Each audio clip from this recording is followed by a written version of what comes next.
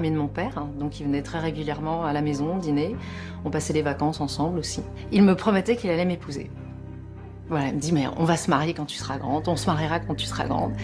Et ben, du haut de mes 5 ans, je trouvais ça formidable et je trouvais que c'était un conte de fées et j'y croyais. Quelques années plus tard, Johnny s'est séparé de Nathalie Baye, donc il a débarqué à la maison chez mes parents. De ce qui devait durer quelques jours pour être chez des potes, pour se ressaisir un petit peu, ça a duré presque 1 an. Il est resté quasiment 1 an chez nous. Il y avait toujours cette promesse de mariage qui était toujours là. Puis les choses ont changé, s'est rapproché. Il y avait énormément de complicité pour la journée. Puis la relation c'est compliqué, c'est devenu plus secrète. Un jour j'ai eu 18 ans. Et bien ce jour-là, tout a changé parce qu'il a posé les yeux sur moi et il m'a dit « T'as 18 ans ?» Oui. Alors je vais t'épouser. Et ça nous semblait absolument évident puisque ça avait été la promesse de toujours. Et 1 an après, quasiment, on était mariés. Johnny Hallyday lui-même, 25 ans après, nous explique dans un livre qu'une gamine de 14 ans, plus 15 ans, venait le chercher toutes les nuits pour jouer avec le feu qu'il était. Donc il fait référence à un passage précis où l'inverse se produisait en réalité. Johnny Hallyday, 43 ans, idole de tout un pays, face à une gamine de 14 ans.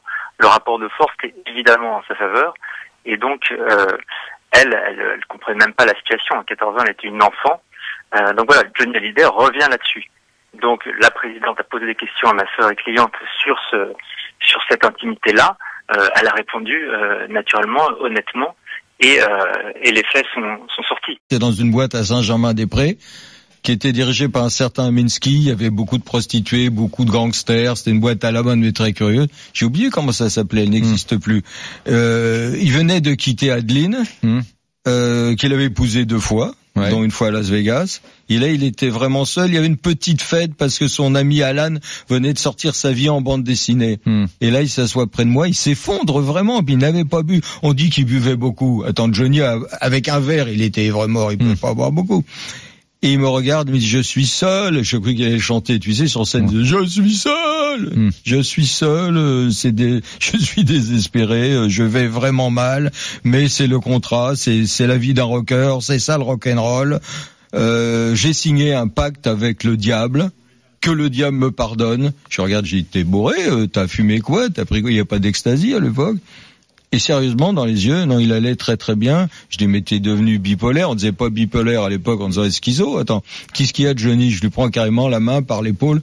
Il me dit, arrête de me toucher. Et puis toi, t'es gros. Hein, Je suis vrai que j'ai un peu grassouillé par rapport à lui. Je dis, oui, je suis pas une idole, Johnny. Moi, je fais moins attention que toi. Mais parlons de toi. Tu vas si mal que ça. Il me dit, François, je te le jure, j'ai signé un pacte avec le diable pour subsister, pour continuer, pour renouveler sans arrêt mon style, et j'irai en enfer.